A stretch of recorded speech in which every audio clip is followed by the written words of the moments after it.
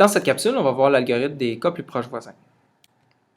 Alors, on est déjà prêt à voir notre premier algorithme d'apprentissage. C'est l'algorithme des cas plus proches voisins qu'on va voir dans le contexte de la classification. Donc, on va parler d'un classifieur cas plus proches voisins. C'est probablement un des algorithmes les plus simples là, en apprentissage pour faire de la classification. Et on vous décrit l'idée ici. Donc, imaginons qu'on a une nouvelle entrée X et qu'on souhaite tenter de prédire c'est quoi sa classe Y associée. Ce qu'on va faire, c'est qu'on va trouver les cas entrées XT parmi les exemples d'apprentissage, donc les entrées dans notre ensemble d'entraînement, qui sont les plus proches de la nouvelle entrée X. Donc, on va devoir définir plus tard qu'est-ce qu'on va dire par proche. On va devoir définir une notion de distance entre les exemples. Mais pour l'instant, supposons qu'on ait déjà une notion de distance entre les exemples et qu'on puisse identifier, trouver les cas entrées les plus proches, les cas entrées XT les plus proches de notre nouvelle entrée X.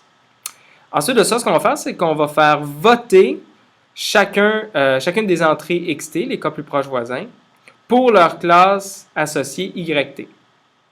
Et finalement, la classe qu'on va retourner, donc la classification qu'on va faire pour notre entrée X, ça va être de retourner la classe majoritaire, la classe qui a recueilli le plus de votes parmi les entrées XT qui étaient les plus proches. Et si on a des égalités, bien, tout ce qu'on peut faire, c'est retourner aléatoirement un choix parmi les entrées, les classes avec le plus de votes. OK? Donc, le succès de cet algorithme-là va dépendre de deux facteurs. Le premier, c'est quelle est la quantité de données d'entraînement que l'on a. Quelle est la taille de notre ensemble d'entraînement, donc le nombre d'ensembles d'apprentissage, d'exemples d'apprentissage que l'on a parmi lesquels on va trouver nos cas plus proches voisins. Et plus il va y en avoir, meilleure va être la performance. D'ailleurs, ça, c'est quelque chose qui est vrai pour tous les exemples, tous les algorithmes d'apprentissage. Et c'est vrai, entre autres, donc, pour l'algorithme des cas plus proches voisins. L'autre facteur qui va influencer le succès de l'algorithme, ça va être la qualité de la mesure de distance qu'on va utiliser pour identifier les cas plus proches voisins. Okay? Et spécifiquement, on va vouloir une mesure de distance qui va être telle que si deux entrées sont similaires, alors elles appartiennent à la même classe. S'ils ont une distance donc basse, la probabilité qu'ils appartiennent à la même classe, on va vouloir qu'elle soit élevée. Il existe beaucoup de travaux de recherche sur tenter d'apprendre des bonnes mesures de distance, mais en pratique, dans l'algorithme des cas plus proches voisins, là, dans sa version la plus simple, on va utiliser simplement la distance euclidienne entre les entrées. Donc, si on a l'entrée x1 puis qu'on veut voir quelle est sa distance avec l'entrée x2, on va simplement faire la différence élément par élément entre les éléments du vecteur x1 et du vecteur x2. On va prendre le carré de ça, on va faire la somme, puis on va calculer la racine carrée, okay, pour obtenir la distance euclidienne. Et remarquez encore une fois la notation que j'utilise. En gras, ça va correspondre à des vecteurs. Les lettres minuscules en gras vont typiquement correspondre à des vecteurs. Et puis, si en italique, ça va être plutôt un scalaire. OK, donc ça, c'est l'algorithme des cas plus proches voisins. Voyons un exemple. Imaginons qu'on souhaite faire de la reconnaissance de caractères. Et pour simplifier, on va faire la reconnaissance de caractères avec deux caractères possibles. Donc, soit que notre entrée va être un E ou un O. Et là, imaginons qu'on ait l'ensemble d'entraînements suivants, où on a tous nos exemples de la classe E ici, donc plein d'images de caractères manuscrits qui correspondent à des E. Et on a tous nos exemples de la classe O ici, donc qui sont des caractères manuscrits qui correspondent à des O. Alors, si on avait une nouvelle entrée ici qui correspondrait là, au X qu'on avait dans la description précédemment, l'algorithme des cas plus proches voisins, pour essayer de prédire la classe associée à cette entrée-là, ce qu'il ferait probablement, c'est qu'elle trouverait les plus proches voisins. Donc, on a fait un exemple ici où K est égal à 3. Donc, on trouve les trois plus proches voisins dans notre ensemble d'entraînement. Donc, parmi les exemples d'entraînement, en fait, il se trouve que le premier voisin, c'est celui-là, le deuxième, c'est celui-là, et le troisième, c'est celui-là. Et donc, ce sont les voisins parce que la distance entre ces images-là et cette image-là ici, qui est notre nouvelle entrée, est la plus petite, donc les trois plus petites parmi tous les exemples d'entraînement, parmi les O et les E. Et la distance ici, on a utilisé la distance euclidienne. Donc, on a fait la différence entre ce pixel-là et ce pixel-là au carré, plus la différence entre ce pixel-là et ce pixel-là, et ainsi de suite. On fait la somme, puis on prend la racine carrée. Donc, on a nos cas plus proches voisins. Là, on regarde quelles sont les classes associées. Les trois se trouvent à être des O. Et donc, le vote majoritaire pour ma nouvelle entrée, ça va être de dire que ça appartient à la classe O. Et dans ce cas-ci, effectivement, on a bel et bien un caractère O. Donc là, on a une bonne prédiction. On ne fait pas d'erreur pour cette nouvelle entrée-là. Maintenant, un autre exemple où là, notre nouvelle entrée X se trouve à être un E.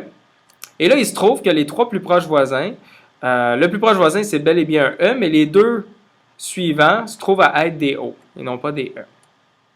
Et là, si on fait le vote majoritaire, en fait, ce qu'on obtient, c'est une prédiction d'un O, puisqu'il y a deux O, ce qui est plus qu'un seul E. Donc là, on a un exemple ici où, malheureusement, l'algorithme des cas plus proches voisins fait une mauvaise prédiction.